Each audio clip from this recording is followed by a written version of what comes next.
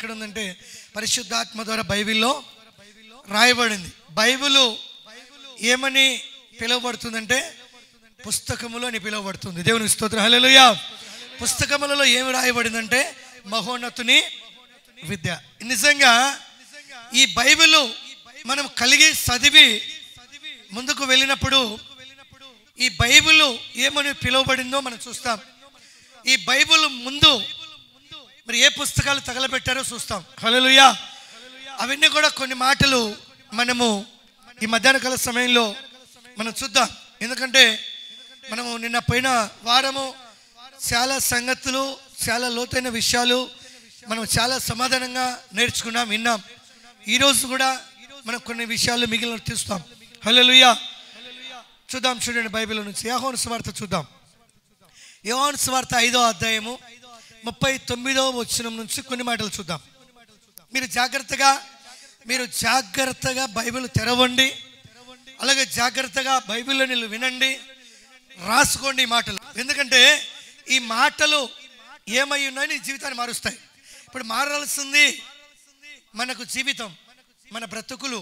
హల్లెలూయా. మార్పులేవు. మారితే మారిన జీవితంలోనికి, మారిన బ్రతుకులోనికి ఎవరు వస్తారంటే ప్రభువైన యేసుక్రీస్తు వచ్చి అందులో ఉంటాడు. హల్లెలూయా. అందులో నివసిస్తాడు. మారలేదనుకోండి ఈ హృదయంలో ఇంకా ఈ లోకానుసారమైన అన్ని కథ కేంద్రంగా ఇవిడి ఉన్నాయనుకోండి, అందులోనికి దేవుడు రాడు, దుష్టుడు వస్తాడు.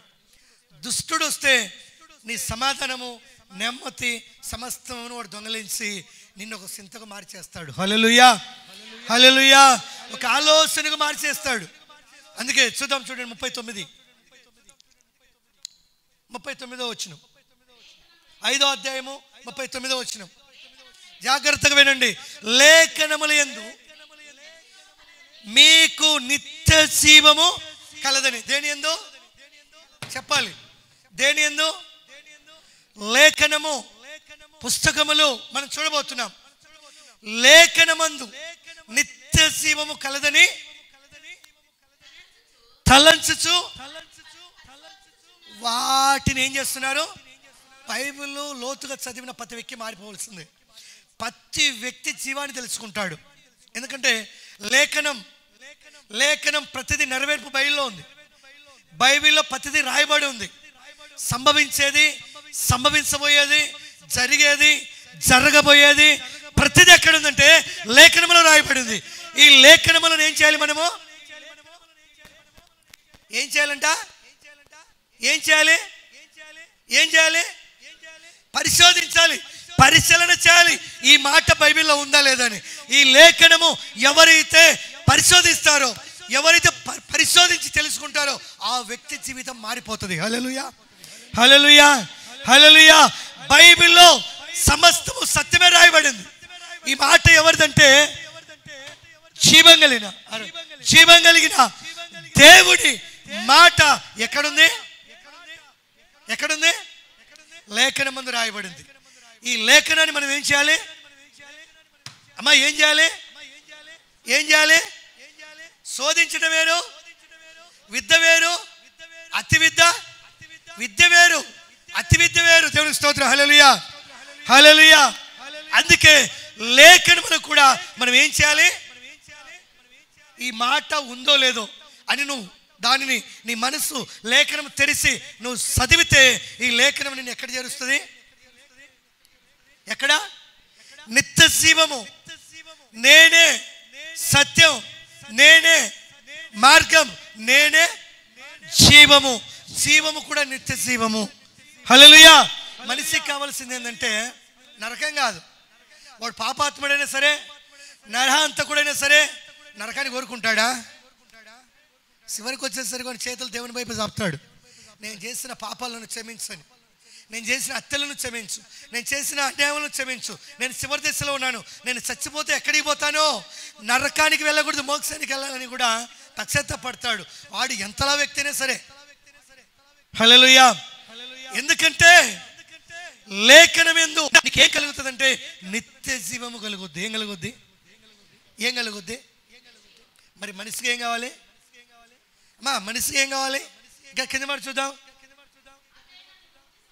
అవే నన్ను గూర్చి ఏం సాక్ష్యం ఇస్తున్నాయి? మహోన్నతుని గురించి ఏం సాక్ష్యం ఇస్తున్నాయి? ఈ జ్ఞానం, ఈ విద్య, బైబిల్లో రాయబడినటువంటి కదా లేఖనం మహోన్నతుని గురించి, యేసు క్రీస్తుని గురించి ఏమిస్తున్నాయి?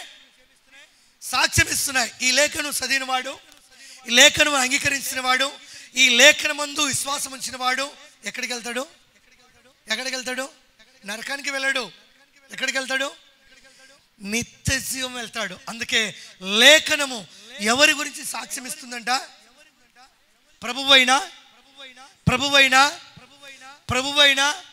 యేసు క్రీస్తు. హల్లెలూయా కదా.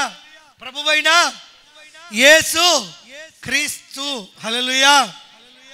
ఈయనను కూర్చి లేఖనం ఏమిస్తుంది? సాక్ష్యం ఇస్తూ ఉంది. మనము దేవుని మహిమను పొందుకుంటాం. సాక్ష్యము చెప్పకపోవచ్చు, సాక్ష్యము మనం వివరించకపోవచ్చు, కానీ లేఖనమును చదివి ప్రతి వ్యక్తి ఎవరిని తెలుసుకుంటారంటే నిత్య జీవనం గురించినటువంటి ప్రభు అయిన యేసుక్రీస్తుని తెలుసుకుంటారు. దేవునికి స్తోత్రం.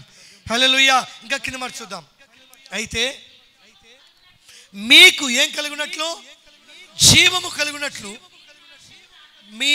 మీరు నా యొద్దకు కదా రారు. మనకి ఏమి అడ్డం వస్తుందంటే, పైన వారం చదువుకున్నాం, నా కులము కదా, నా మతము, నా వర్ణము. వర్ణం కూడా బైబిల్ రాయబడింది. ఏమంటాం వస్తుంది? కులము, గోత్రము, వర్ణం, నా రంగు. హల్లెలూయా. ఇవన్నీ ఎవరిలో ఉన్నాయో తెలియదు మనకి. ఈ అడ్డం వస్తే లేఖనం చదవాలి. లేఖనం దేని గురించి సాక్ష్యం ఇస్తూ ఉందో, లేఖనము నువ్వు చదివితే నువ్వు ఎక్కడికి చేర్చబడతావో, నువ్వు లేఖనాన్ని పరిశోధించాలంట. ఏం చేయాలంట? పరిశోధించాలంట. దేవుని స్తోత్రం. పరిశోధిస్తే సత్యమేదో ఔసత్యమేదో నువ్వు తెలుసుకుంటావు. అప్పుడు లేఖనం మందు నీకేం చిక్కుతుంది అంటే పట్టు చిక్కుతుంది. నువ్వు మాట్లాడడానికి, ధైర్యంగా నిలబడడానికి, ఇతరులకు చెప్పడానికి, ఇతరులను దేవునిలోనికి, ఎవరిలోనికి?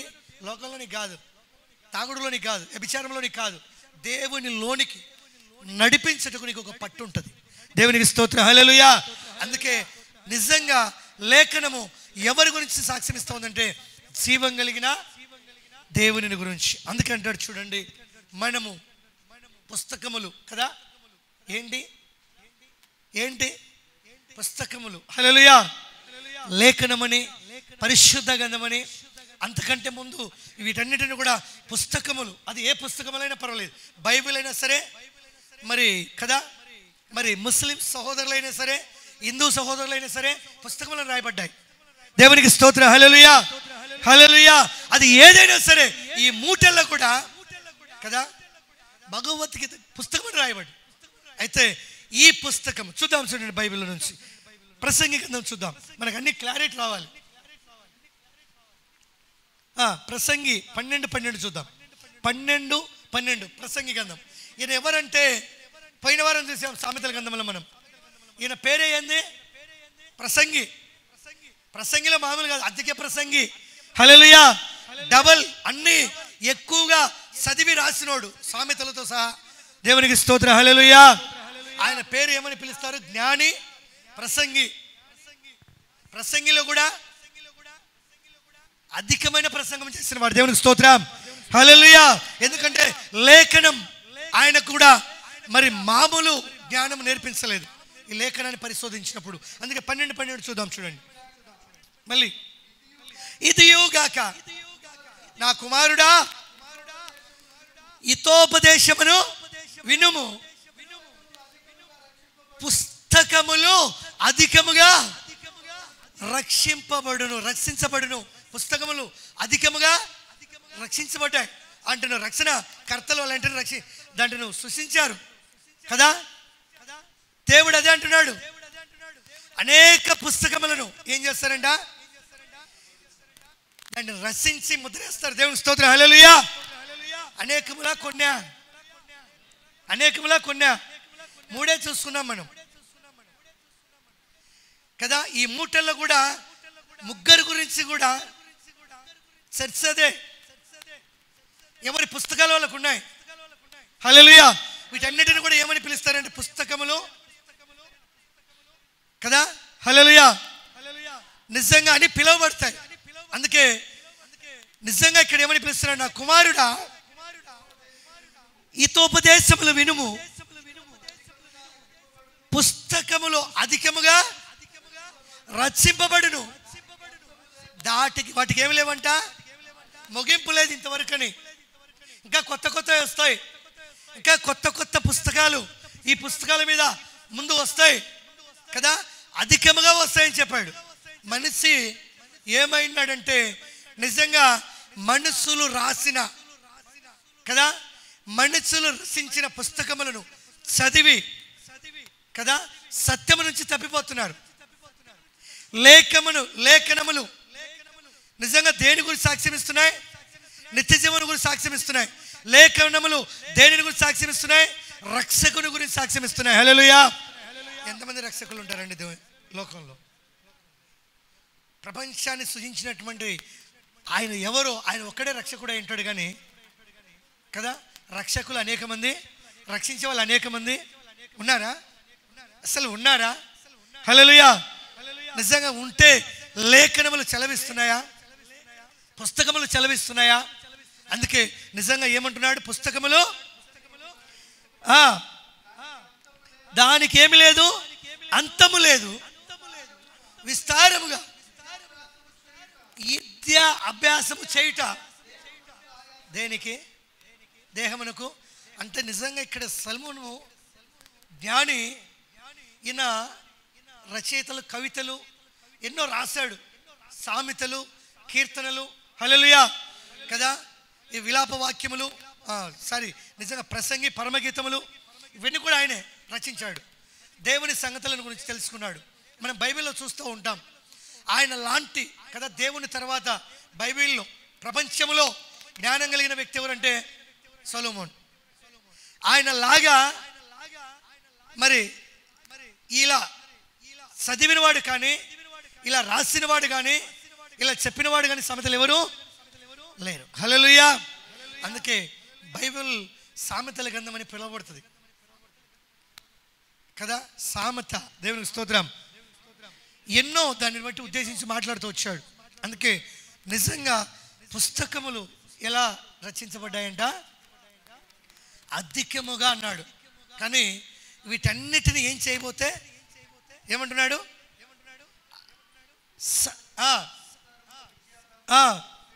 చేయుట దేహమునకు ఆయాసము. ఇవన్నీ నీకు అవసరం లేదు. లేఖనం ఎవరిని గురించి సెలవిస్తున్నాయో నీవు నిజంగా పరిశీలన చేస్తే, నువ్వు పరిశోధిస్తే నువ్వు తెలుసుకుంటావు కదా. పుస్తకములు అనేకంగా ఇంకా తయారవుతున్నాయి. ఇవన్నీ నువ్వు మరి చదువుట వలన నీ దేహం ఏమవుద్దంట, ఆయాసపడి దేవుడే లేడంటావు నువ్వు. దేవుని స్తోత్రం. ఏం చదువుతుంది అన్ని చూసి తెలుసుకున్నాను అంటావు. అంటే నీ జ్ఞానం యాడికి పోతుంటే చివరికి కదా కిందికి దిగి వస్తుంది పైనుంచి. అందుకే పుస్తకములు కదా నిజంగా ఎలా అనేది చూద్దాం. చూడండి, మనం చూద్దాం. ప్రకటన గ్రంథంలో చూద్దాం. ప్రకటన గ్రంథం 10:10 కూడా చూద్దాం. మనకు నిజంగా అంతటా నేను ఆ చిన్న పుస్తకమును దూత చేతిలో నుండి తీసుకొని ఏం చేశాడు, దేని తినేశాడు. చిన్న పుస్తకం అంటే పుస్తకములా కదా, ఎవరన్నా మనం తెలుసుకుంటున్నాం. ఇక్కడ యోహాను గారు, అపోస్తలుడైన యోహాను గారు ఏమని చెప్తున్నాడు, ఈ పుస్తకం ఎవరి చేతిలో ఉంది, ఎవరి చేతిలో ఉంది, దేవుడు పంపిన దూత చేతిలో ఉంది. ఆ పుస్తకమును ఎవరు తీసుకున్నారు, అపోస్తలుడైన యోహాను తీసుకొని ఏం చేశాడు, తినివేశాడు. వాక్యము తినడం అంటే ఈ బైబిల్ తినడం కాదు. వాక్యమును ధ్యానించి వాక్యమును తెలుసుకొని ఎక్కడ ఉంచుకోవాలంటే నీ హృదయంలో ఉంచుకోవాలి. దేవునికి స్తోత్రం. హల్లెలూయా, హల్లెలూయా. సత్యమిది. సత్యమును ఏం చేయాలంటే కదా, ఏం చేయాలి, లేఖను పరిశోధించి సత్యమును తెలుసుకొని సేడుని విసర్జించి సత్యమును ఎక్కడ ఉంచుకోవాలి? నీ యొక్క హృదయములో ఉంచుకోవాలి. అప్పుడు నిజంగా నీ దేహమునకు ఆయాసము కలగదు. హల్లెలూయా. ఇంకా లోతుకి వెళ్తావు, ఇంకా లోతైన సంగతులు తెలుసుకోవాలనుకుంటావు. అందుకే ఇక్కడ యోహాను గారు ఏం చేస్తారంటే ఆ దేవదూత చేతిలో ఉన్నటువంటి ఆ చిన్న పుస్తకమును తీసుకొని ఏం చేసిండు చెప్పాలి. ఏం చేశారు చెప్పాలి? తినివేసింది. దేవుని వాక్యమును తినేయాలి. దేవుని వాక్యం ఎలా ఉంటుందంటే జుంటు తేనె కంటే కూడా చెప్పాలి మధురమైనది. ఎవరైనా పోగొడతాడా? హల్లెలూయా. టేస్ట్ చేయకుండా ఎవరైనా మర్చిపోతారా? ఎవరైనా తప్పిపోతారా? లేఖనమందు తప్పిపోయేవారి కాదది. యోహాను సువార్తలో అదే చెప్పాడు. వాళ్ళు లేఖనమును పరిశోధిస్తే ఆయనను గురించిన సాక్ష్యం తెలుసుకుంటారు. లేఖనమందు తప్పిపోతే అనేక పుస్తకములు చదివి కదా ఆ విద్య వలన నీ దేహమునికి ఏం కలుగుద్ది? ఆయాసం కలిగితే నువ్వు పరిగెత్తవాగా, చూడాలనుకుంటావా, నడవాలనుకుంటావా, ఏమవుతావు? అలిసిపోయి చాలనుకుంటావు. సత్యము ఎక్కడుందో దానిని వెతకాలి. దేవుని స్తోత్రం. హల్లెలూయా. అందుకే యోహాను గారు బైబిల్లో జరగబోయేటి కదా భవిష్యత్ కాలం, ఇది భూత వర్తమాన భవిష్యత్ కాలం ప్రకటన గ్రంథం అంటే. హల్లెలూయా. జరిగేది, జరగబోయేది మన కాలజ్ఞానం మనకు. దేవుని స్తోత్రం. హల్లెలూయా. గొప్పది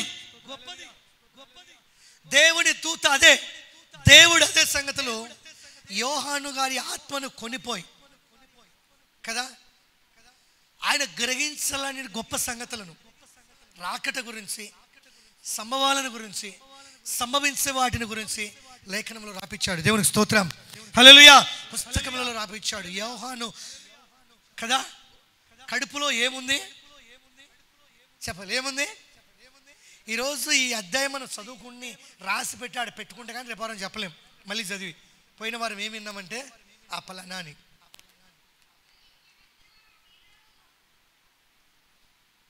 కదా. ఎక్కడుంది? వాక్యాన్ని వింటున్నాం, విడిచిపెట్టేస్తున్నాం. వాక్యాన్ని ఏం చేయాలంటే ఏం చేయాలి? తినివేయాలి, భక్షించాలి, తినివేయాలి. తినివేస్తే హల్లెలూయా నువ్వు లోతు అయినటువంటి సత్యాన్ని తెలుసుకుంటావు. నువ్వు ఎలా ఉండాలనో కదా. లేఖనం నీ గురించి ఏం సాక్ష్యం ఇస్తూ ఉందో, లేఖనం ఎవరి గురించి మాట్లాడుతూ ఉందో, లేఖనం ఎవరి గురించి హెచ్చరిస్తూ ఉందో, లేఖనం అంతా కూడా నిజంగా మన గురించే రాయబడింది. దేవునికి స్తోత్రం. హల్లెలూయా. నీ జీవితాన్ని బట్టి, నా జీవితాన్ని బట్టి లేఖనం అంతా నెరవేర్పు. దేవునికి స్తోత్రం. లేఖనం మరొక దాని గురించి ఇవ్వలేదు, సెలవు ఇవ్వలేదు కదా. కొన్ని పుస్తకాలు ఉన్నాయి, వారి వారి కదా విధానాన్ని బట్టి సెలవిస్తాయి. అవన్నీ వినేటప్పుడు ఆశ్చర్యం అవుద్ది. అవి ఇప్పుడు మనకు అవసరం కాదు. మనం తెలుసుకోవాల్సినది మరి నిజంగా పుస్తకములు అంటే ఏమిటి, పుస్తకములో ఉన్నటువంటి సారాంశం. నిజంగా పుస్తకములు, అనేక పుస్తకములు ఉన్నాయి పుస్తకముల ముందు, కానీ ఇవన్నీ రేపు ఏం కాబోతున్నాయి ఈ పుస్తకము ముందు. ఈ పుస్తకము చిన్నదే, ఈ పుస్తకము చిన్నదే. హల్లెలూయా. ఈ పుస్తకం ఒక నల్ల కవరు కదా, ఒక నల్ల అట్ట కింద దాయబడినటువంటి సత్యం ఇది. హల్లెలూయా. హల్లెలూయా. హల్లెలూయా. నువ్వు అనుకోవచ్చు ఒక నల్ల అట్టేసిన నీది బైబిల్ చిన్నదే కదా, నా ఎన్ని ఉండయని. ఈ పుస్తకము చిన్నది. అందుకే అంటున్నాడు, ఏమంటున్నాడు? అది నా నోటికి ఎలాగుందంట, దేవుని వాక్యమును నువ్వు వినటం వలన, ఇని అంగీకరించటం వలన, ఈ వాక్యమును భక్షించటం వలన నీ హృదయంలో ఎలా ఉంటుందంటే, ఇది ఎలా ఉంటుందంటే తేనె వలె. అసలు బైబిల్లో తేనె గురించి చాలా రాయబడింది. అసలు బైబిల్లో ఒక ఒక ఒక దాన్ని లెక్క పెట్టాలంటే, ఒక జనాభాను లెక్క పెట్టాలంటే విస్కను గురించి రాయబడింది. దేనిని గురించి? విస్క. దేవుడు విస్కను పోల్చాడు. ఎందుకంటే విస్కను పెంచడానికి మనిషికి అసాధ్యము. సముద్రాన్ని పోల్చాడు, సముద్రంలో ఇసుకను పోల్చాడు. లెక్కించగలమా? హల్లెలూయా. హల్లెలూయా. లెక్కించగలమా? లెక్కించలేనంత గొప్ప సంగతులు దేవుడు అలా నిన్ను తయారు చేస్తానన్నాడు. అందుకే తేనె ఎలాంటిదంట? చెప్పాలి, ఎలాంటిదంట? మధురమైనది. ఎన్నిసార్లు తిన్నా సరే తేనెని ఏం చేయాలి? తిన్నట్టుగా ఇష్టపడుతూ ఉంటాం. అంతకంటే మధురమైంది దేవుని పుస్తకం. చప్పట్లు కొడదాం ఒకసారి. హల్లెలూయా, హల్లెలూయా. తినేసాడు, భక్షించాడు. ఇది ఎలా ఉందంటే చాలా మధురంగా ఉందని చెప్తున్నాడు. నీ జీవితంలో, నా జీవితంలో మనం పైపైన భక్తి చేసి పైపైన విని వెళ్ళటం వలన మనకు దీనిలో ఉన్నటువంటి టేస్ట్ కదా, ఏదో ఒకటి చేసి ఏం చేద్దాం, టేస్ట్ చేయి కొంచెం. ఎట్టుంటుంది? ఉప్పు కారం వేసి కారం పొడి వేసిండు, ఎట్టుంటుంది? టేస్ట్ చేసి నేను పొగడాలంట. అబ్బా చాలా బాగుంది. పనికిమలది ఈరోజు తింటాం, కడిగి పడేస్తాం.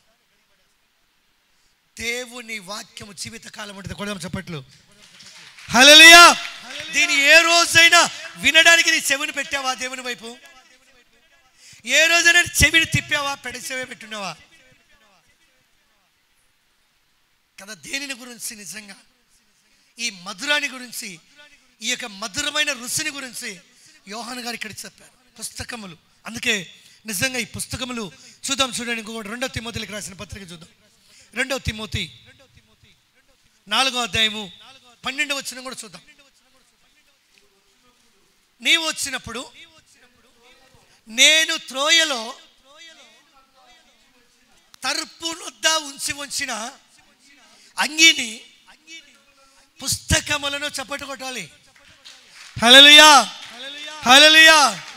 పౌలు గారు చెప్తున్నారు ఇక్కడ, త్రోయ కదా ఆ ప్రాంతానికి ఎక్కడ ఎందుకు వెళ్ళాడు? సేవకెళ్ళాడు. సేవకుని చేతులు ఏమున్నాయి? పుస్తకాలు ఉన్నాయి. హల్లెలూయా. దేవుని లేఖనం అనబడిన పుస్తకాలు ఉన్నాయి. ఆయన అక్కడ ఏమయ్యాడు? మర్చిపోయి వచ్చాడు. ఏంటిని మర్చిపోయి వచ్చాడు?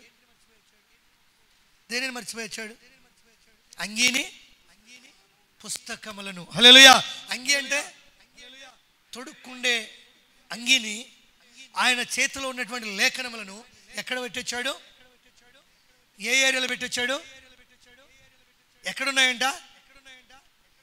ఎవరు చెప్పట్లేదు. ఎక్కడున్నాయంట? త్రోయకి ఎందుకు వెళ్ళాడు?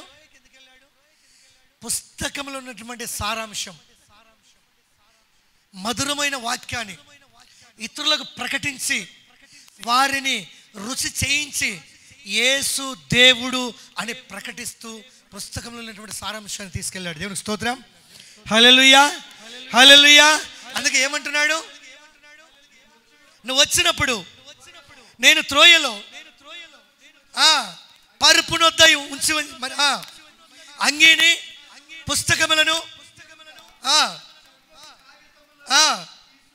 తీసుకొని రమ్ము. అప్పుడు ఏమున్నాయి? చర్మపి కవితలు ఉన్నాయి. అవి చిన్నగా ఎలా మార్చబడ్డాయి? పుస్తకములుగా మార్చబడ్డాయి. పుస్తకముల నుంచి ఇప్పుడు భాష ఏమని వచ్చింది? బైబిల్ నుంచి. దేవునికి స్తోత్రం. హల్లెలూయా, హల్లెలూయా. తర్జుమా మారుతూ వచ్చింది. దేవునికి స్తోత్రం. మొదటగా చర్మపి కాగితాలు, తర్వాత పుస్తకములు ఇప్పుడు ఉన్నాయి, అప్పుడు కూడా ఉన్నాయి. హల్లెలూయా. ఇక్కడే కాదు కానీ ఇక్కడ ముగ్గురి గురించి చెప్పాను. అంటే మెయిన్ అందరిలో ఉన్నాయి ఈ పుస్తకములు అనేవి. అంటే ఈ పుస్తకములు ఉన్నటువంటి సారాంశం ముందు, ఈ పుస్తకములు ఉన్నటువంటి బలమైన రుచి ఏ పుస్తకములలో లేదు. ఈ పుస్తకములకు సాటి ఏ పుస్తకములు లేవు. హల్లెలూయా, హల్లెలూయా. ఈ పుస్తకముల ముందు అనేక పుస్తకములు తగలబెట్టేశారు. చెప్పాలి, ఈ పుస్తకముల ముందు చెప్పాలి అందరూ. ఈ పుస్తకముల ముందు అనేక పుస్తకములను తగలబెట్టి వేసితిరి. హల్లెలూయా, హల్లెలూయా. అనేక పుస్తకములు, వేల రూపాయల పుస్తకములను ఏం చేశారంటే ఈ పుస్తకము ముందు చెప్పాలి. పాస్ అయిందా ఇలా చెప్తున్నాను అనుకుంటున్నారా? అదే దాంట్లోకి వస్తున్నా నేను. దేవునికి స్తోత్రం. హల్లెలూయా, హల్లెలూయా. మన మనోనేత్రాలు వెలిగించబడాలి. ఏం వెలిగించబడాలి? మనోనేత్రాలంటే అమ్మా, మనోనేత్రాలంటే జయ మహిమ. బాగా కూర్చో, దేవుని వాక్యం నిద్ర వస్తుంది నీకు, చెప్పాను పోయిన వారం కూడా. హల్లెలూయా హల్లెలూయా. గడ్డం కింద చేయి పెట్టుకున్నావు అనుకో కళ్ళు మోసపోతాయి. హల్లెలూయా. చక్కగా దేవుని వాక్యం వినాలి. అందుకే చూద్దాం, చూడండి ఇక్కడ అపోస్తల కార్యములు 19 చూద్దాం. 19వ అధ్యాయము 19వ వచనం. మరియు కదా పోయిన వారం చూసాం మనం గారడి ఇద్దా కదా, మరి ఇంకా ఇంకా వారిలో కలిగి ఉన్నటువంటి మాంత్రికిని యుద్ధం మనం చూసాం దానియేలు గ్రంథంలో కదా. ఈ యుద్ధాలన్నిటికంటే కూడా 10 రెట్లు మేలైనది మహోన్నతుని విద్య అని తెలుసుకున్నాం. హల్లెలూయా. ఇది మనుషులు రాసినటువంటి పుస్తకములు. ఇది పరిశుద్ధాత్మ దేవుడు మనుషులతో ప్రవక్తలతో మరి అపోస్తలులు రాసినటువంటి ఇది గ్రంథం. హల్లెలూయా. బైబిల్ గ్రంథం. దీన్ని కూడా మన జీవితంలో మనము చూస్తూ వస్తున్నాం. ఇది ఎలాంటిదంటే యోహాను తిన్నప్పుడు తేనె కంట కూడా మధురమైన గంధముగా చెప్పాడు. దేవునికి స్తోత్రం. హల్లెలూయా. ఈయన ఎవరయ్యా ఆయనంటే కదా, జరగబోయేది జరిగేది సంభవించబోయేదాన్ని తెలియపరిచినటువంటి భక్తుడు. హల్లెలూయా. ఇప్పుడు ప్రపంచమంతా కూడా దాని కొరకు ఎదురు చూస్తున్నారు. ఎందుకంటే సంభవించబోయే ముందు, ఏది రాకటకు ముందు ఏమేమి సంభవించబోతాయో, యుద్ధాలు కదా, హత్యలు కదా, ఇంకా కరువులు, భూకంపాలు ఏమేమి సంభవించబోతున్నాయో ఇవన్నీ కూడా ఇక్కడ రాయబడ్డాయి. ఎవరి ద్వారా అంటే ఈయన ద్వారా. ఇవన్నీ కూడా సంభవిస్తూనే వస్తున్నాయి. దేవునికి స్తోత్రం. హల్లెలూయా హల్లెలూయా హల్లెలూయా. అవన్నిటి కోసమే మనం ఎదురు చూస్తున్నాం. ఒకటి సంభవించిందంటే బైబిల్ లేఖనం నెరవేర్పు జరగబోతా ఉంది. నిజంగా వాక్యం ఎరిగిన వ్యక్తికి ఇదే గుర్తొస్తుంది. దేవునికి స్తోత్రం. హల్లెలూయా. అందుకే ఏమంటున్నాడు ఇక్కడ, మరియు మాంత్రిక యుద్ధ అభ్యసించిన వారు అనేకులు. తమకు కూడా ఏమున్నాయి, మాంత్రికులకు కూడా ఏమున్నాయి ఉన్నాయా? లేదా పాస్టర్ ఏమన్నా కావాల్సింది చెప్తున్నాడా? బైబిల్లో ఉన్నది ఉన్నట్టు చూడాలంతే. బైబిల్ లేఖనం ఏమైతే చలవిస్తా ఉందో దాన్ని మనం ఫాలో కావాలి. దేవునికి స్తోత్రం. హల్లెలూయా. అందుకే నిజంగా వాళ్ళ ఏ పుస్తకాలు, ఎవరు వాళ్ళు? మాంత్రికులు. సామాన్యమైన వాళ్ళు రాసుకున్నట్టే మాంత్రికుడు వాడు రాసుకున్న పుస్తకాలు అవి. వారికి కూడా ఏమున్నాయి? అనేక పుస్తకాలే ఉన్నాయి. అర్థమైందా మీకు? హల్లెలూయా హల్లెలూయా హల్లెలూయా. ఏమంటున్నాడు? తమ పుస్తకములు తెచ్చి, జాగ్రత్తగా వినాలి, వారి పుస్తకములు. ఎవరి పుస్తకములు? మాంత్రికుల పుస్తకములు తెచ్చి అందరి ఎదుట ఏం చేశారు? కలిసేశారు. చెప్పానా? ఈ పుస్తకముల ముందు అనేక పుస్తకములు తగలబడ్డాయని చెప్పాను. దేవునికి స్తోత్రం. హల్లెలూయా. అక్కడ ఎవరెవరు? పౌలు, శీల, పరిచర్య అనే పుస్తకములు చేత పట్టుకుని బయలుదేరినప్పుడు వీళ్ళు చేసిన మహాత్మ కార్యములు, సూచక్రియలు, అద్భుతాలు చూసి వారంతా మారు మనసు పొంది యేసు రక్షకుడు అని వచ్చినప్పుడు అక్కడ మాంత్రికులు కూడా వచ్చారు, గారడి వారు వచ్చారు. వాళ్ళ పుస్తకాలు తెచ్చి కదా ఈ యొక్క జీవం కలిగిన పుస్తకముల మీద పని చేయక వారు ఏం చేశారంట? చెప్పండి అమ్మా. ఎప్పుడో రాయబడ్డాయి, మొదటి శతాబ్దం, ఆదిమ కాలంలోనే. హల్లెలూయా హల్లెలూయా హల్లెలూయా. ఈ కార్యాలు చూసి, ఈ అద్భుతాలు చూసి మిగతా పుస్తకములను తెచ్చి కదా ఏం చేశారంట? ఎందుకు వ్యర్థం, వీటిని ముఖ్యము, ఇంతవరకు ఇది కలిగి ఉన్నాం, దీంట్ వలన బతుకుతున్నాం, వీటి వలన జీవిస్తున్నాం, దీంట్ వలన మేము గొప్పగా చెప్పుకుంటున్నాం. మరి మహోన్నతుని విద్య, మహోన్నతుడు రచించినటువంటి పుస్తకము గొప్పదని చెప్పేసి ఈ పుస్తకములు ఎదుట ఆ పుస్తకం ఏం చేశారు? చెప్పండి అమ్మా. ఎందుకు కాల్ చేశారు? ఎవరైనా కాల్ చేయమన్నారా? చూద్దాం ఎన్ని వేలు కింద చూద్దాం. మరి వారు లెక్క చూడగా వాటి వెల యదా 50,000 ఎండు రూకలు. చప్పటి కొడదాం ఒకసారి. హల్లెలూయా హల్లెలూయా. 50,000 ఎండి రూకలు కనుక వెల పుస్తకంలో ఏం చేశారు? ఏం చేశారు? దేంటి ఎదుట? ఏ పుస్తకం ఎదుట? ఏ పుస్తకం ఎదుట? హల్లెలూయా. దేవుడు పరిశుద్ధాత్మ ద్వారా రాయించిన పుస్తకములు ఎదుట 50,000 కదా ఇలువ కలిగిన ఎండి రూకలు ఇలువ కలిగినటువంటి పుస్తకములను అందరి ఎదుట ఏసే దేవుడు అని చెప్పేసి ప్రజలు, మాంత్రికులు కదా, గారడి కలిగిన వారు, దాని ద్వారా బతికేవారు, వాటి ద్వారా జీవించేవారు తెచ్చి ఏం చేశారు? అందరిలో తగలబెట్టేశారా? తగలబెట్టేశారా? ఏ పుస్తకం ముందు? బైబిల్ అనే పుస్తకం ముందు. హల్లెలూయా. వ్యర్థమైన వాటిని అన్నింటి తెచ్చి ఏం చేశారు? ఏ రోజు చదివా? అంగీకరించావా? గ్రహించావా ఈ మాటను చదివి నువ్వు? హల్లెలూయా. నువ్వు గ్రహిస్తే దీ యొక్క కదా జీవగంధం ఒక విలువ నీకు తెలుస్తుంది. దేవునికి స్తోత్రం. హల్లెలూయా. ఈ గంధమును ఏం చేయాలంటే, లేఖనం ఏం చేయాలి? పరిశోధించాలి. పరిశోధిస్తే ఈ లేఖనము దేనిని గురించి రాయబడిందో నువ్వు తెలుసుకుంటావు. జీవమును గురించి రాయబడింది. జీవం ఎవరై అంటే ప్రభువైన యేసుక్రీస్తు. హల్లెలూయా. హల్లెలూయా. ఆయనను గురించి ఈ పుస్తకములు తెలియపరుస్తున్నాయి. ఆయన ఎవరంటే మహోన్నతుడు. దేవుని స్తోత్రం. ఆయన ఎవరంటే నిన్న నేడు వేకరీతిగా మనలో ఉన్నవాడు. కొడదాం చప్పట్లు. హల్లెలూయా. హల్లెలూయా. ఆయన మాట ఎదుట అనేక పుస్తకములను తగలబెట్టిరి. ఏ మాంత్రిక శక్తి కూడా కదా, దేవుని శక్తి ముందు దేవుడు వేరు, మాంత్రికుడు వేరు. మనిషి వేరు, దేవుడు వేరు. దేవుని స్తోత్రం. హల్లెలూయా. దేవుడు దేవుడే, శక్తిమంతుడు, బలవంతుడు. దేవుని స్తోత్రం. ఆయన ఎదుట ఏది నిలబడదు, నిలవజాలదు. దేవుని స్తోత్రం. హల్లెలూయా. దేనికి శక్తి లేదు. నువ్వు యేసు క్రీస్తు లోక రక్షకుడు అంటే, లోక రక్షకుడు అంటే లోకమంతటి కోసము ప్రాణం పెట్టాడు. లోకమంతా బ్రతుకుటకు ఆయన చనిపోయాడు. తిరిగి నిన్ను ఆయనతో తీసుకెళ్ళటకు 3వ రోజు తిరిగి లేచాడు. ఏ లేఖనమైనా, ఏ పుస్తకమైనా చెలవిస్తా ఉందా? ఒకప్పుడు నువ్వెంతో నేను కూడా అంతే. దేవునికి స్తోత్రం. హల్లెలూయా. ఒకప్పుడు నువ్వు ఏ దేవుడిని మొక్కుతున్నావు అదే దేవుడిని నేను కూడా మొక్కుతున్నాను. నువ్వు ఎందువే, నేను ఎందువే. సత్యం తెలుసుకోవాలి.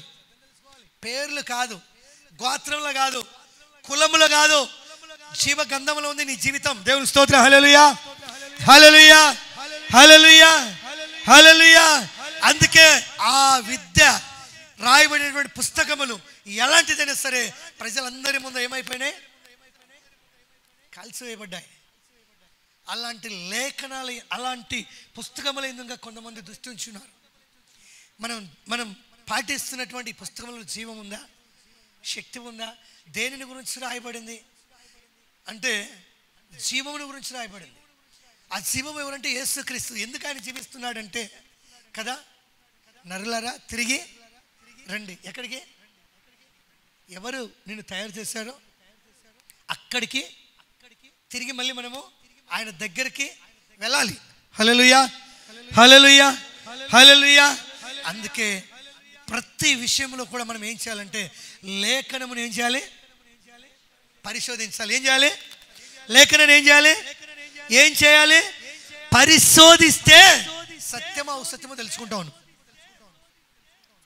అలా కాకుండా ఉంటే రాకట వస్తుంది. నువ్వు దేనిని అనుసరిస్తున్నావో, దేనిని అనుసరించి నీ ప్రయాణం కొనసాగిస్తున్నావో, నీ ప్రయాణం చివరి వరకు చేరుతుందో మధ్యలో ఆగిపోతుందో ఒకసారి గుర్తెరుగు. దేవుని స్తోత్రం.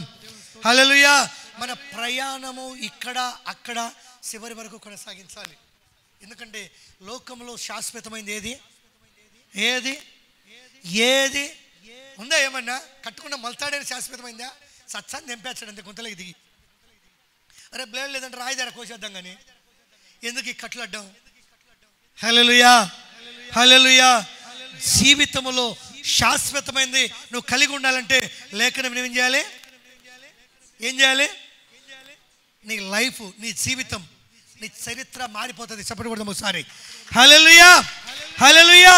అందుకే ఈ పుస్తకములు ముందు అనేక పుస్తకములను కదా 50,000 మరి ఎండి రుక్కలు కలిగిన విలువ కలిగిన వేల కలిగినటువంటి పుస్తకం ఏం చేశారు? కాల్చివేశారు. జాగ్రత్త కలిగి ఉండాలి. జాగ్రత్త కలిగి మనం సత్యాన్ని తెలుసుకోవాలి. అందుకే అంటున్నాడు చూడండి, ఇక్కడ ఇర్మియా గ్రంథం చూద్దాం. చూడండి, ఇర్మియా గ్రంథము 9వ అధ్యాయము 20వ వచనం. 9:20.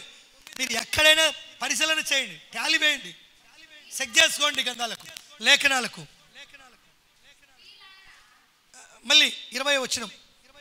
స్త్రీలారా, యెహోవా మాట. ఎవరి మాట? యెహోవా అంటే అర్థము ఉన్నవాడు, చెప్పాలి, అనువాడు. హల్లెలూయా. యెహోవా అంటే ఉన్నవాడు, అనువాడు అని అర్థం. దేవుడు ఉన్నవాడు, అనువాడు అంటే నిన్న నేడు ఏకరీతిగా నేను ఉండేవాడును అని. హల్లెలూయా, హల్లెలూయా. పుస్తకములలో ఎక్కడ ఈ శక్తివంతమైన మాట లేదు. ఈ మాట మోసేతో దేవుడు చెప్పాడు. అంటే ఇర్మియా అటున్నాం నిర్గమకాండలో చెప్పాడు. అయ్యా నీ పేరేంది, నా ప్రజలు అడుగుతున్నారు, ఏం చెప్పాలంటే, మోసే నా పేరు యెహోవా అని చెప్పు. అర్థమైంటే ఉన్నవాడు, అన్నవాడు. ఆయనే వీణ. లోకానికి రాకమునుపు యెహోవాగా ఉన్నాడు. లోకానికి రావాలంటే శరీరం దాల్చాల్సింది వచ్చింది. మనిషికి పుట్టాలనుకున్నాడు, మనిషి కుమారుడుగా వచ్చాడు. ఈయన ప్రవక్త కాదు, పంపబడిన వాడు కాదు. లేఖనము దేవుడనని దేవుడు ఎక్కడ చెప్పలేదు. హల్లెలూయా కదా. అనేకులు దేవుళ్ళని చెప్పుకున్నారు, కానీ భూమి మీదకి వచ్చినప్పుడు యేసు క్రీస్తు నేను దేవుడను అని ఎక్కడ చెప్పలేదు. ఎందుకంటే దేవుడని చెప్తే ఎవరైనా ఆయన తాకుతారా? ఎవరైనా ముట్టి చంపేస్తారా? కదా. ఆయన చేసే కార్యాలను బట్టి, ఆయన చేసే అద్భుతాలను బట్టి, ఆయన చేసే సూచక్రియలను బట్టి, ఆయన పెట్టినటువంటి ఆజ్ఞలు, చాలా క్రమశిక్షణను బట్టి యూదులు అనబడిన వారి కోపం వచ్చేది. మేము ధర్మశాస్త్రాన్ని పాటించాం, మాకుండేది యెహోవానే. అసలు నువ్వెవరు? నువ్వు ప్రవక్తవు, దేవుడు అని చెప్పుకుంటున్నావు. నువ్వు లేఖన అవగాహన వాళ్ళకి లేదు. ఏం లేదు? లేఖనం మీద వారికి ఏం లేదు, పట్టులేదు. ధర్మశాస్త్రాన్ని పట్టుకుని ఊళ్ళు ఆడుతున్నారు. యెహోవానే దేవుడని. యెహోవా దేవుడైతే నీ అందరి కోసం ప్రాణం ఎవరు పెట్టిండ్రు? తిరిగి లేయడానికి ఒక ప్రవక్తకు శక్తి ఉందా? ప్రవక్త అంటే ఒక మనిషే కదా. ప్రవక్తలు బైబిల్లో ఎంతమంది చనిపోయారు? ఎవరైనా తిరిగి లేచారా? అపోస్తలులు ఎంతమంది చనిపోయారు? తిరిగి లేచారా? హల్లెలూయా. ప్రవక్తలు అనబడిన వారు బైబిల్లో ఉంది, అపోస్తలులు అనబడిన వారు బైబిల్లో ఉంది. యేసు క్రీస్తు ఈ డౌట్ను కూడా మనకు టాపిక్ ఇది కాదు, క్లియర్ చేశాడు శిష్యులతో.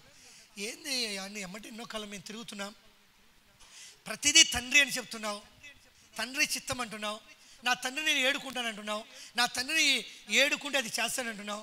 అసలు ఈ డౌట్ మాకు పోలేదు. అసలు నువ్వెవరు, తండ్రి ఎవరంటే కదా అన్నాడు కదా. ఏమంటాడు? మీకు ఇంతవరకు నేను ఏం చెప్పాను?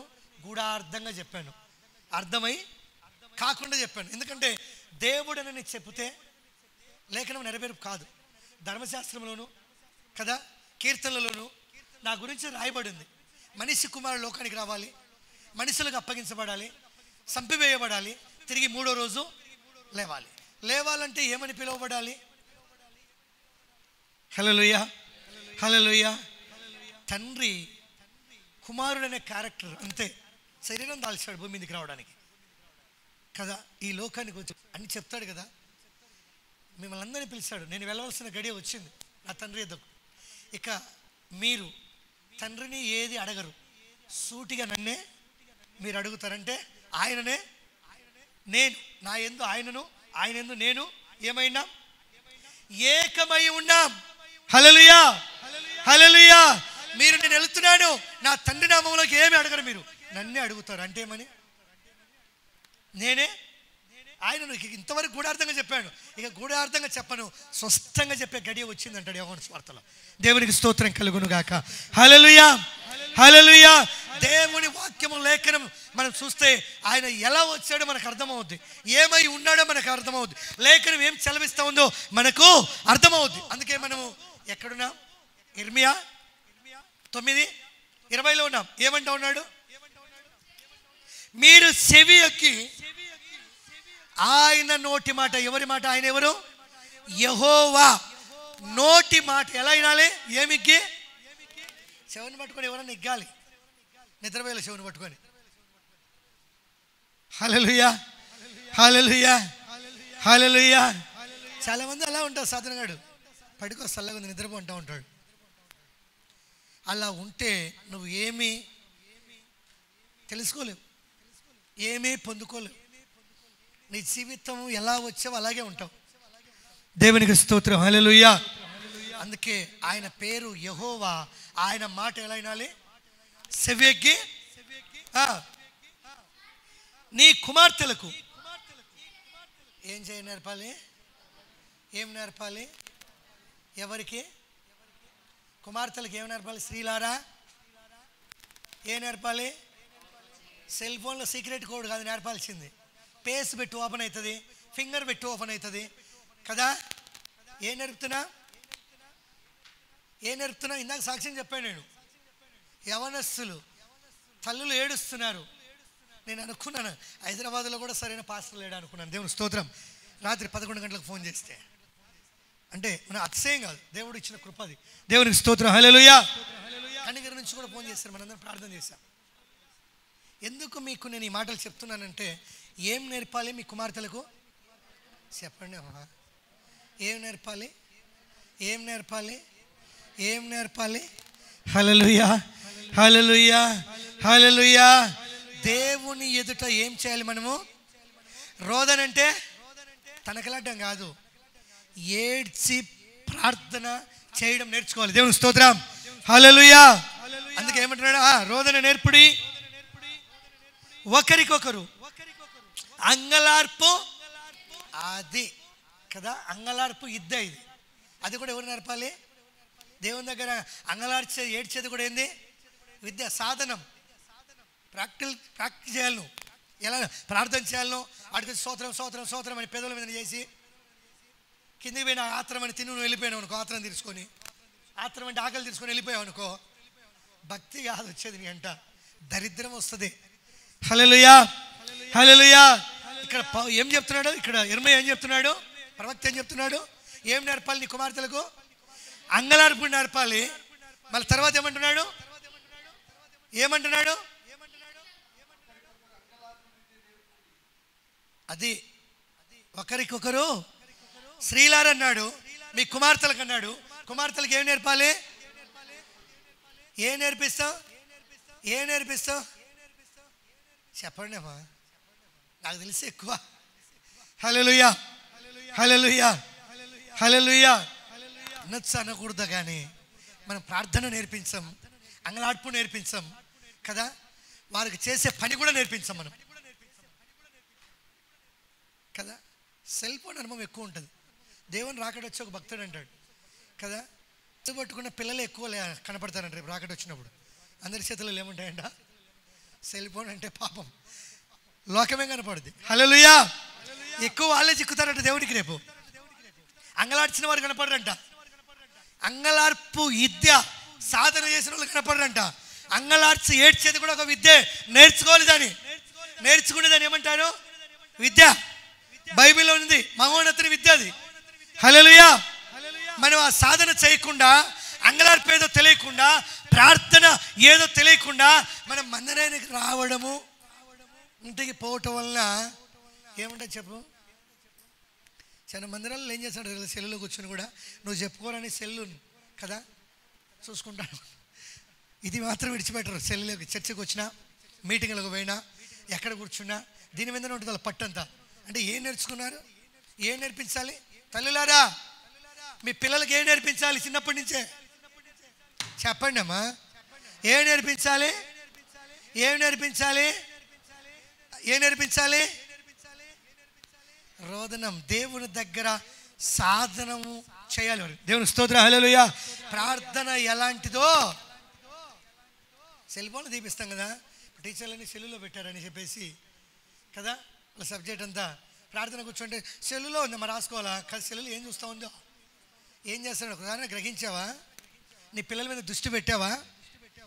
ఈరోజు సెల్లులు పట్టుకున్న వాళ్ళ కోసం ఇందాక ప్రార్థన చేసాం మనం. అంత లేకుండా పోయింది.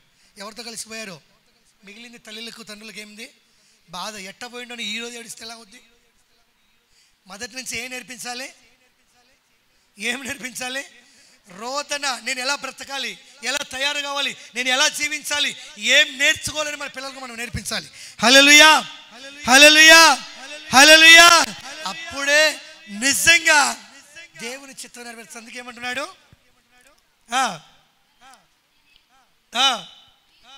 ఈదులలో చాలు. మన పిల్లలకి ఏమి నేర్పించాలి? అంగలార్పణే విద్య. హల్లెలూయా, హల్లెలూయా. అది నేర్పిస్తే నీ జీవితం ధన్యమవుద్ది. ప్రార్థన కలిగి ఉండాలి. ప్రార్థన పట్టు కలిగి ఉంటే పుస్తకంలో ఉన్నటువంటి శక్తి ఏదో నువ్వు తెలుసుకుంటావు. అందుకే ఇక్కడ అంటాడు చూడండి బైబిల్లో నుంచి కదా. మనం చూద్దాం, పరమగీతములు చూద్దాం, 5:10 చూద్దాం. పరమగీతములు 5:10. నా ప్రియుడు ధవలవర్ణుడు రక్తవర్ణుడు 10,000 మంది పురుషులలో కదా. పోయిన వారం ఏం తెలుసుకున్నాం మనం? గోత్రం గురించి. మన గోత్రం ఏదంట? యెహోవా గోత్రం కదా, యూదా కదా, యెహోవా గోత్రం. మన వంశము ఏర్పరచబడిన వంశము, రాజులైన యాజక సమూహము. హల్లెలూయా. ఇక్కడ ప్రభు అయిన యేసు క్రీస్తు కదా, అక్కడ ఏం చెప్పాడంటే నీ గోత్రాన్ని గురించి చెప్పాడు కదా, నీ వంశాన్ని గురించి చెప్పాడు.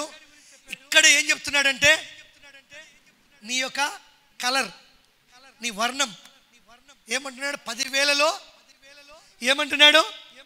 10 వచనం. నా ప్రియుడు ధవలవర్ణుడు. హల్లెలూయా. వర్ణం అందరికంటే కదా రెండంతలైనటువంటి వర్ణం అయింది. దేవుని స్తోత్రం. అంటే ఆయన పుట్టకలు కావచ్చు, ఆయన కళ్ళు కావచ్చు, ఆయన పాదాలు అపరంజి ప్రకటనలో కదా. ఆయన కళ్ళు ఎలాగుంటాయంట, ఆయన పాదాలు ఎలాంటి అంట, ఆయన ఎలాంటి వాడంట, ఆయన పుట్ట గురించి బైబిల్లో రాయబడింది. ఆయన స్వరూపం ఎలాంటిది? హల్లెలూయా, హల్లెలూయా. 10,000 మందిలో అతనిని గుర్తింపసి ఎక్కడున్నాడో చూడాల్సిన అవసరం లే. ఆయన స్వరూపము ఎలాంటిదంటే నిదానించి చూస్తే అర్థమవుతాడు. చెప్పకూడదు ఒకసారి. హల్లెలూయా, హల్లెలూయా, హల్లెలూయా. అందుకే ఆయన వర్ణము డబల వర్ణం. వర్ణం అంటే అమ్మ, వర్ణం అంటే రంగు కదా. హల్లెలూయా. ఆయన రంగు మనం చూస్తూ ఉంటాం. ఆయన పుట్టిన ప్రాంతాలలో ఆ ప్రజలు ఎలాగుంటారో, వాళ్ళ ముక్కు కానీ వాళ్ళ రూపం కానీ అంతకు ఇంకా రెట్టింపుగా ఉంటాడు. దేవుని స్తోత్రం. ధవలవర్ణుడు కదా. ఆయన దేంట్లో తగ్గేవాడు కాదు, అన్నిటికంటే హెచ్చైన వాడు. దేవునికి స్తోత్రం. ఆయన రాజులకే రాజు, ప్రభువులకే ప్రభువు. దేవునికి స్తోత్రం. హల్లెలూయా. ఆయన డబల్ ఏదైనంతే. ఆయన వర్ణం కూడా డబల్ వర్ణుడు, రక్తవర్ణుడు. ఆయన వర్ణం ఎలాగుంటుంది? డబల్ వర్ణుడు, రక్తవర్ణుడు. 10,000 మందిలో అతనిని గుర్తించవచ్చును. హల్లెలూయా. 10,000 మందిలో కూడా ఆయన ప్రత్యేకత కనపడుతుంది. దేవుని ప్రతి విషయాన్ని గురించి బైబిల్లో రాయబడింది. నువ్వు తెలుసుకుంటే నువ్వెవరు? ఆయన సొత్తు. నువ్వు కాదు. హల్లెలూయా కదా. నీ గోత్రం ఏంటంటే యెహోవా కదా, మన తండ్రి. అదే మన గోత్రం. దేవుని స్తోత్రం. నీ యొక్క విధానం ఏంటంటే కదా, రాజువు, యాజకుడు. యాజకుడు అంటే దేవునికి ఏం పెట్టేవాడు? దేవునికి ఏం పెట్టేవాడు? ఆహారం పెట్టేవాడు. ప్రాయశ్చిత్త బలి, పాప పరిహార ప్రాయశ్చిత్త బలి. మనందరం బ్రతకాలంటే యాజకుడు వారందరి కోసం ఏం చేయాలి? ఏం చేయాలి? హల్లెలూయా. దేవుడికి కడుపు నింపి ప్రార్థన చేయాలి. దేవునికి స్తోత్రం. హల్లెలూయా, హల్లెలూయా. అందుకే మన వర్ణం ఏంటంట? డబల వర్ణము, రక్తవర్ణము. 10,000 మందిలో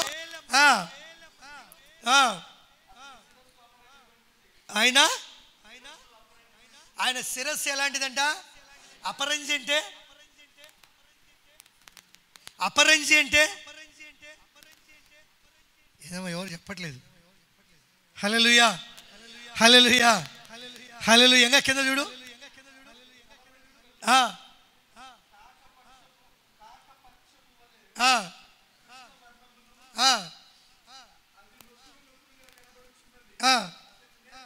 అతని నేత్రములు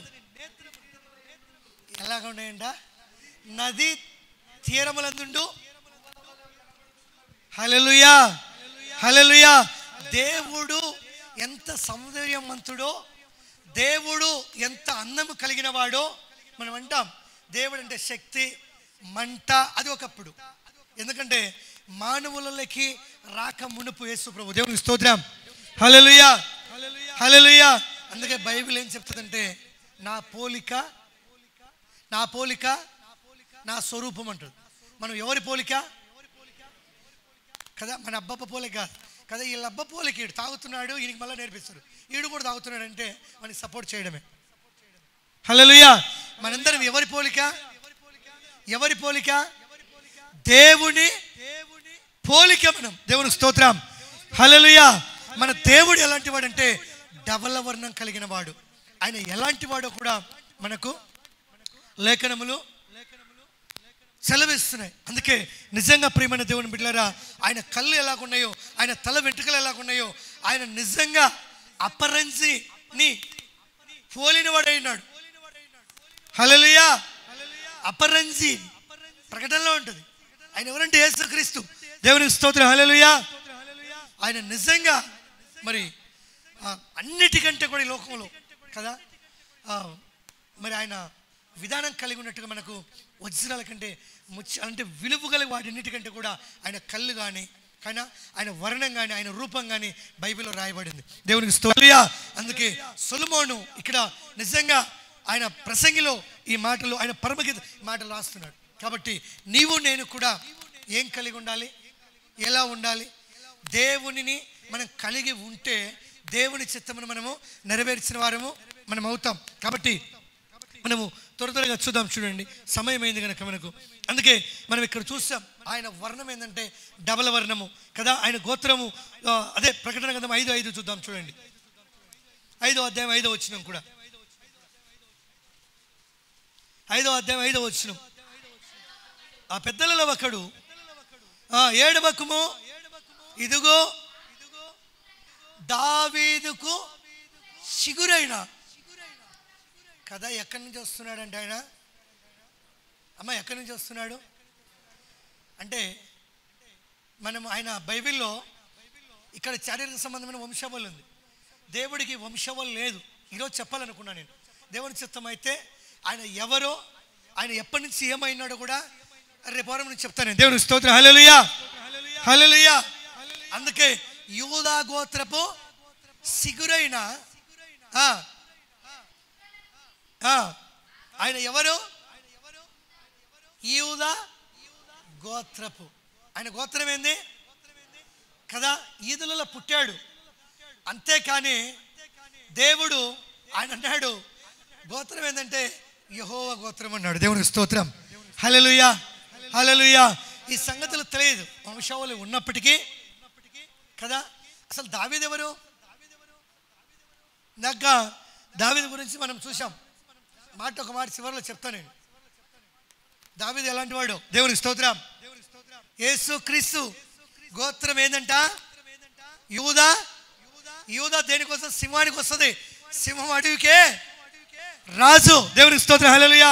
దాన్ని కొట్టే చెయ్యి వేది లేదు. అనేక పులులు రకరకాలు ఉన్నప్పటికీ వాటన్నిటికీ రాజు దేవుడు. దేవునికి స్తోత్రం. హల్లెలూయా, హల్లెలూయా. ఎందుకు ఈ మాటలు చెప్తున్నానంటే దేవుడు యూదా గోత్రపు సింహం. ఎలా ఉంటాయి ఆయన కళ్ళు? దేవునికి స్తోత్రం. హల్లెలూయా, హల్లెలూయా. అపరంజి కదా, బొమ్మలు కనపడతాయి ఆయన కళ్ళల్లో. దేవునికి స్తోత్రం. హల్లెలూయా. ఆయన వర్ణం ఎలాంటిది? డబల్ వర్ణము, రక్తవర్ణము కదా. ఆయన విధానం వేరు. అందుకే మనం ఇక్కడ అదే ప్రకటన చూద్దాం. చూడండి, 3:8 చూద్దాం. 3వ అధ్యాయము 8వ వచనం. మీ క్రియలను నేను ఎరుగుదును, నీకున్న శక్తి కొంచెమై ఉండినను నీవు నా వాక్యమును దేనిని కదా, దేనిని మళ్ళీ కదే మాట 8వ వచనం.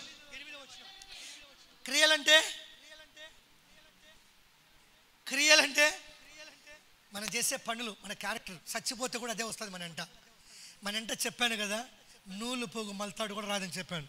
చచ్చిపోతే ఏమొస్తాయంటే 2 వస్తాయి, ఒకటి మంచి, ఒకటి చెడు. ఇదే న్యాయపీఠం దగ్గరికి వస్తాయి.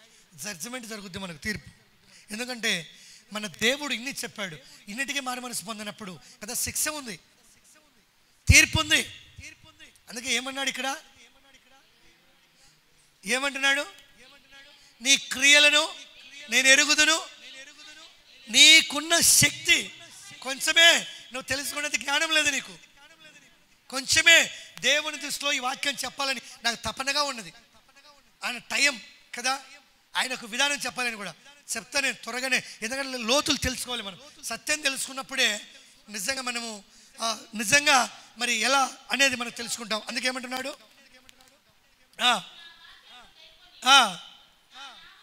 నా నామమును ఎరుగొనలేదు, ఇదిగో తలుపు నీ ఎదుట కదా. ఈ సమయం ఉన్నప్పుడే కదా, తలుపు నీ ఎదుట తీసి ఉంచి తిని దానిని ఎవడను వేలాడు. చెప్పని కూడా ఒకసారి హల్లెలూయా.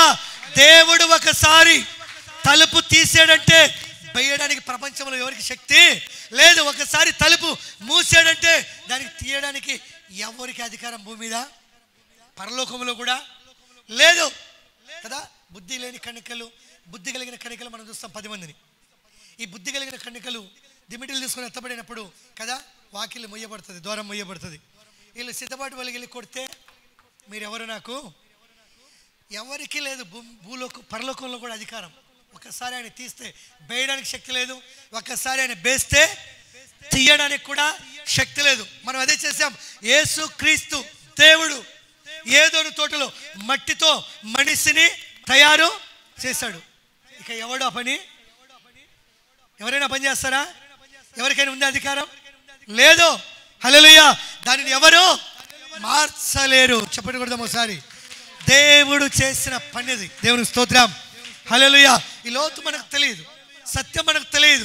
మన జీవితాలలో ఎలా ఉన్నామో మనము అలాగే వెళుతున్నాం. ఇంకా కింద మాట ఎందుకంటాడు చూడండి ఇక్కడ.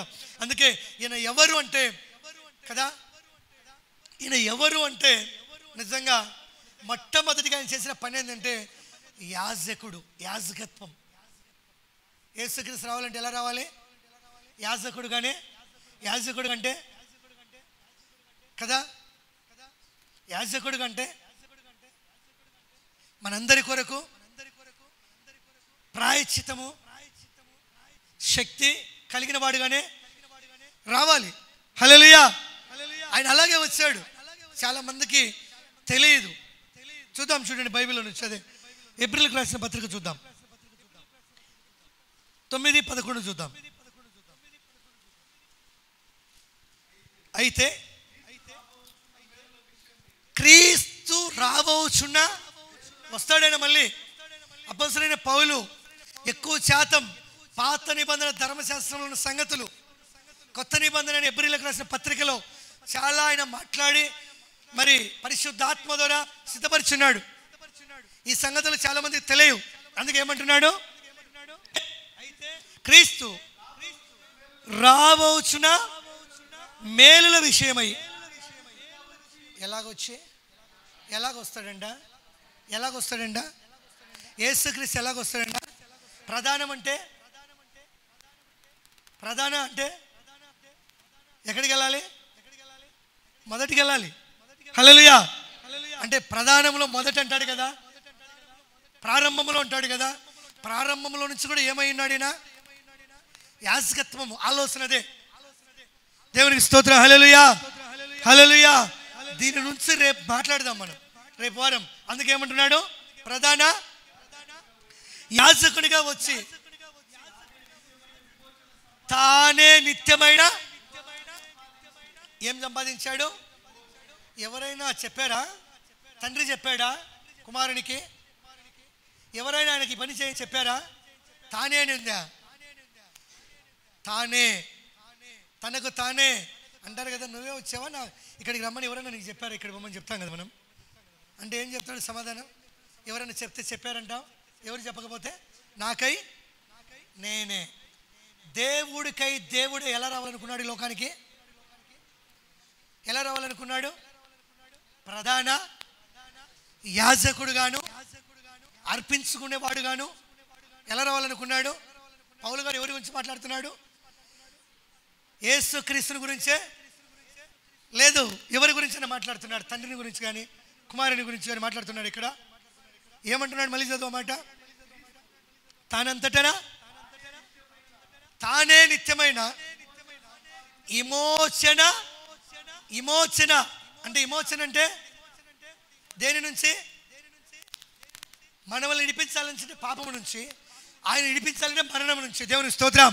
హల్లెలూయా, హల్లెలూయా. ఆయన తనకు తానే నిత్యమైన, నిత్యమైన, ఇక ఎవరు లేరు, ఇక మొదటి నుంచి చివరి వరకు ఆయనే. హస్తకృతం అంటే నీ హస్తాలతో ఏమైతే చేస్తున్నావో, ఏ అర్పణలు అయితే అర్పిస్తున్నావో, ఏ సమర్పణలు అయితే నువ్వు సమర్పిస్తున్నావో, ఏ కోడలు కదా రక్తము నువ్వు ప్రోక్షింప మనుషుల ప్రాచిత్యం కోసం నువ్వు చేస్తున్నావో, ఏ కోళ్ళ యొక్క రక్తాన్ని నువ్వు చిందింపజేస్తున్నావో, దేని మేకల రక్తము నిమిత్తం నువ్వు ప్రాచిత్యం కోరుతున్నావో, అలా చేయకూడదు అనుకున్నాడు. ఎవరు? ఎవరు చెప్పాలి? ఎవరు? ప్రధాన యాజకుడు. ప్రధాన యాజకుడు అంటే ఎవరు? ఎవరు? యేసు క్రీస్తే. హల్లెలూయా, హల్లెలూయా. యేసు క్రీస్తే.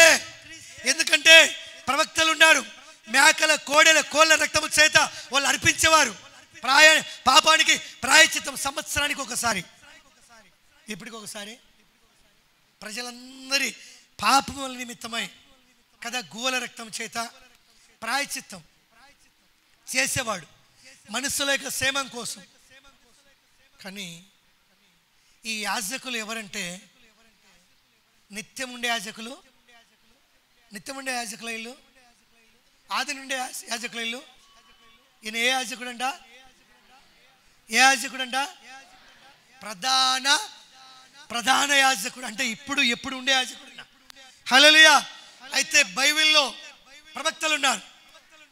వాళ్ళు ఏ గోత్రికులు అంటే లేవి గోత్రం నుంచి వచ్చిన వారు. దేవుని స్తోత్రం. వాళ్ళకి మరణం ఉంది, వాళ్ళు చనిపోయారు. వారు బ్రతకాలన్నా సరే, వాళ్ళకి ప్రాయశ్చిత్తం కలగాలన్నా సరే ప్రధాన యాజకుడు రావాలి. ఆయన ప్రాణం పెట్టాలి, ఆయన రక్తం చిందించాలి. ఆయన రక్తం ద్వారానే ప్రతి మనిషికి ప్రాయశ్చిత్తం కలగాలి. కొట్టాలి చప్పట్లు. హల్లెలూయా, హల్లెలూయా. ప్రధాన యాజకుడు అబ్రహాము కాలంలో, అబ్రహాము కంటే ముందు ఏ యాజకుడు ఉన్నాడో అదే యాజకుడు కదా శరీరంతో వచ్చాడు. ఏమిటితో వచ్చాడు? రక్త మాంసములు గలవాడే వచ్చాడు. రక్తము దేనికి చూసిన? పాపాన్ని ప్రాయశ్చిత్తానికి చూసిన. అంతకుముందు దేనిని అర్పించేవారు? గువ్వలను, కోళ్లను, కోడెలను, మేకలయు రక్తము ప్రాయశ్చిత్తముగా అర్పించేవారు. హల్లెలూయా. వీళ్ళెవరు? అర్పించేది ఎవరు? యాజకులు. వీళ్ళు ఏ గోత్రానికి చెందినవారు? లేవి గోత్రానికి. కానీ వాళ్ళు చనిపోయారా బతుకున్నారా? చనిపోయారు. వాళ్ళు తిరిగి లేయాలన్నా కూడా నీతిమంతుని యొక్క ప్రాణం అవసరం అయ్యింది. దేవునికి స్తోత్రం. హల్లెలూయా.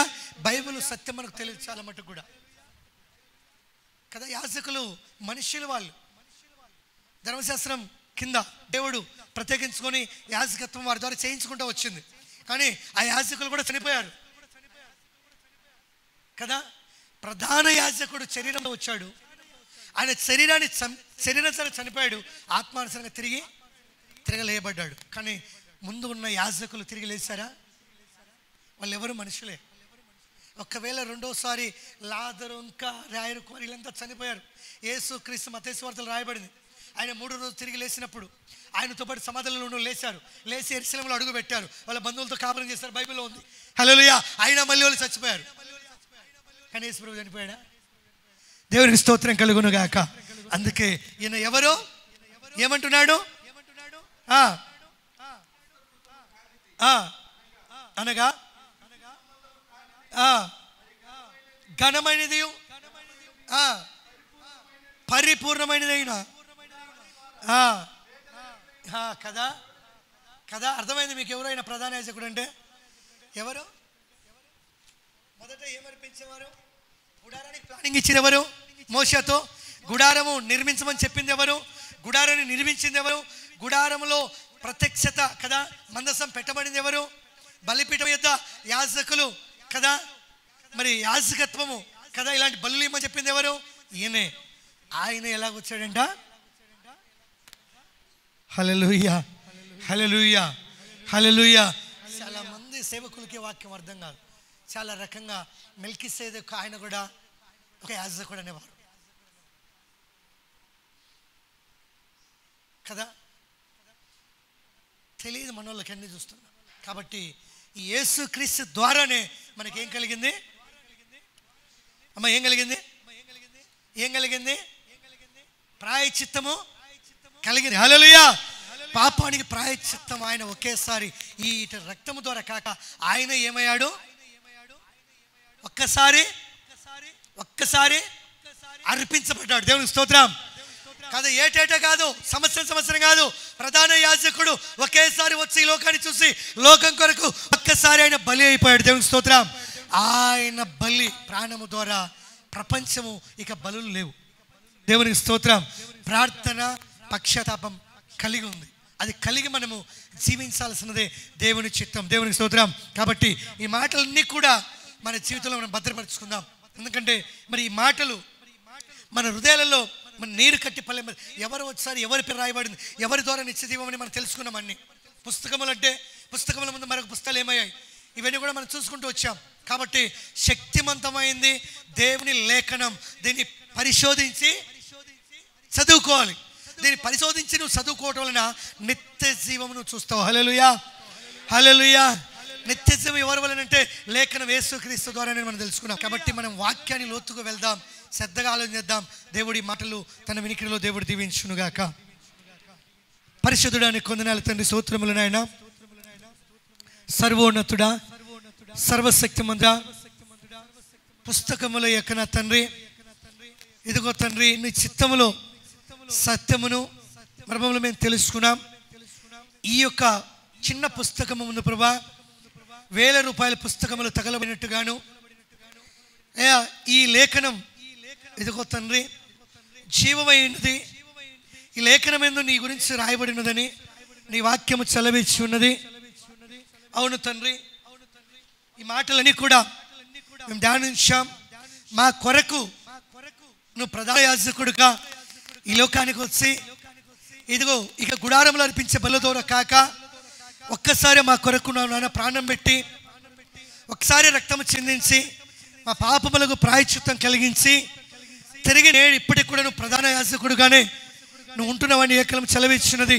ఈ మాటలు మా అందరి హృదయాల నీరు కట్టి పల్లింప చేయమని యేసు నామములో అడుగుచున్నాం తండ్రి. హల్లెలూయా హల్లెలూయా.